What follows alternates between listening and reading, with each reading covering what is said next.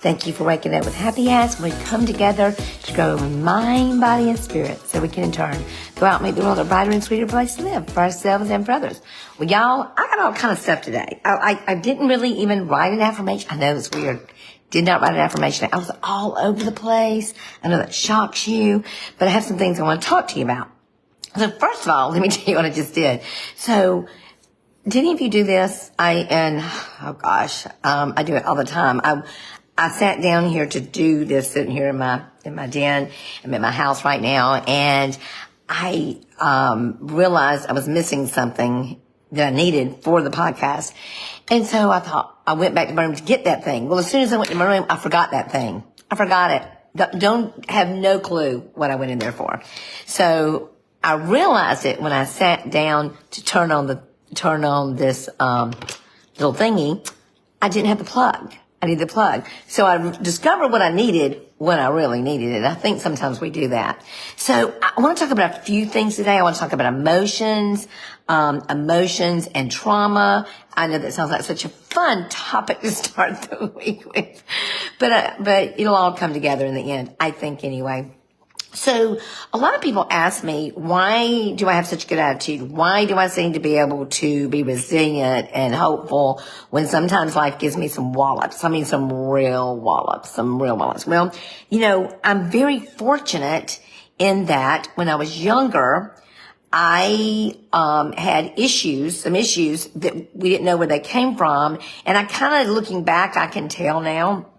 But when I was young, and after my father got sober the first time, and actually the only time, because he stayed sober for a long time, and then he died of alcoholism because he forgot to live the life that you can live when you're sober, one day at a time. So when I was younger, I was about 13 or so, I started having symptoms. I started stomach aches, horrible stomach aches. I mean, take you to the ground stomach aches, where I was just doubled over in pain, horrible headaches, hyperventilating, just you name it. But it made no sense, right? It made no sense because it all happened after my dad got sober.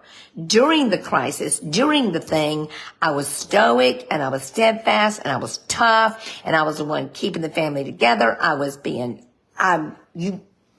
I was happy-go-lucky. I was doing all those things. But it wasn't until the crisis was over that the things started manifesting with me. So I went and got therapy, but thankfully, and they got such ridicule for it. There was 2 doctors in town that used hypnotherapy. And one of them was Dr. Herod. He was our family doctor, but he has got a fine Christian man. Oh, just the epitome, just a fine human. And he was using hypnotherapy. Well, you can imagine that some of the people in the church who didn't quite understand that science and faith go together. They're kind of like peanut butter and jelly. Science and faith go together. You can't have one without the other. I mean, it kills me when I have my friends go, well, you just aren't praying hard enough, or your faith is just not strong enough. That is bull crap. That is just lies from the pits of hell, y'all. I'm going to tell you right now, because I don't want any of you out there to think that because you're feeling a certain way and because you're having this emotional state, or you can't seem to beat your depression, that something is wrong with you and that there's something wrong with your faith. There's nothing wrong with your faith. That is why it's so beautiful that we have science and faith. I love the two. I just get all giddy when I talk about what happens in our minds and our body when we blend science and faith. So I did all that and learned all that. So what was so beautiful about that time that I learned all these things, I learned mantras. I learned how to deep breathe. I learned how to go inside myself and calm myself and all these things. I use them today. I use it today. Now I have to watch it because I think everything's emotional. I think if I don't feel good, I go, oh, it's probably stress. So I'm real bad about overlooking things. That's what happened when I had my brain disorder. I thought it was just stress and stuff like that. So I just kind of, just dismissed it, But this is what I want to tell you, that the lesson I want you to hear today. And this is really interesting to me. And I think this is why probably programs like AA, Al-Anon, therapy work so well, especially group therapy, especially when you're in a group and you're working things out in a group. Maybe that's why book clubs do so well. I don't know. But this is the thing that they've noticed. Trauma is lessened when it is shared. Let me tell you that right now. Trauma is lessons when it is shared, which is why it's so hard for my friends who have had something happen to them in their life that they feel they can't talk about, or they're embarrassed about, or they're ashamed about, and they blame themselves about. It is why so many of my friends who were gay back in the dark ages, 10 years ago, that they had suffered such anxiety, suffered such, ridicules, just they suffered in silence.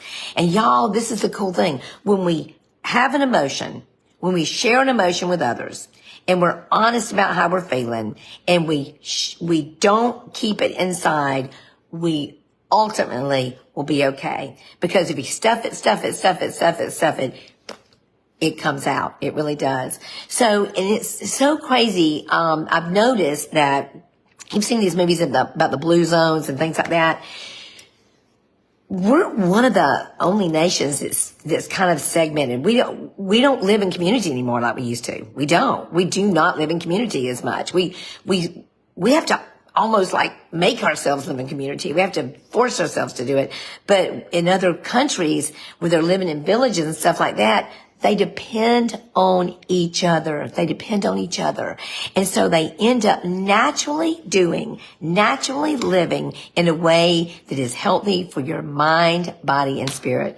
So I think the whole message here is, please, all of you, if you're suffering, don't suffer in silence. Do not. Find someone that you can talk to.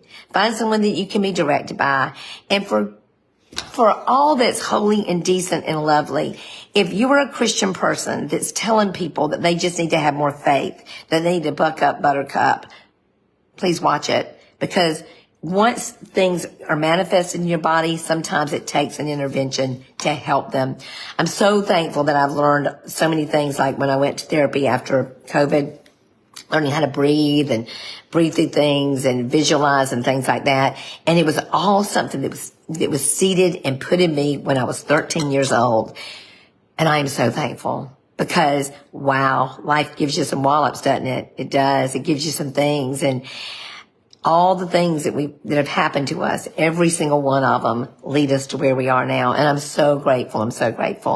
Hope any of that made any sense. Let me see if I have anything I want to share with you. Oh, this is something I wrote down. When you're trying to change someone, and for me, it's always been the alcoholics and drug addicts in my life. I've been doing it since I was a little bitty kid. It just came natural to me. This is the thing. But when you become frustrated with the impossible, and that is changing another human being, you miss what is possible. You miss the possible.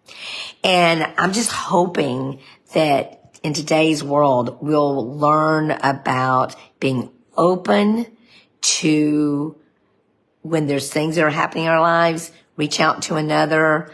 Don't keep it inside. Don't stuff it, because it will come out one way or another. I love you so much. If you've been hurting and you felt unseen and unheard, I am so sorry. But I promise you, the God of my understanding would want you to reach out to somebody and share with them. And let's, by all means, just love each other through anything. And remember, a trauma shared is a trauma lesson. They actually have seen it in brain studies. They see the actual neurons and the pathways put back together when people share their trauma, and they do it with another. Well, y'all, I hope that helped you at all today. Sorry it was such a heavy topic, but it's what God laid on my heart, so that's what I did. I love you so much, and I hope you have the sweetest, most magical, most wonderful of days. Be sweet, y'all. Bye.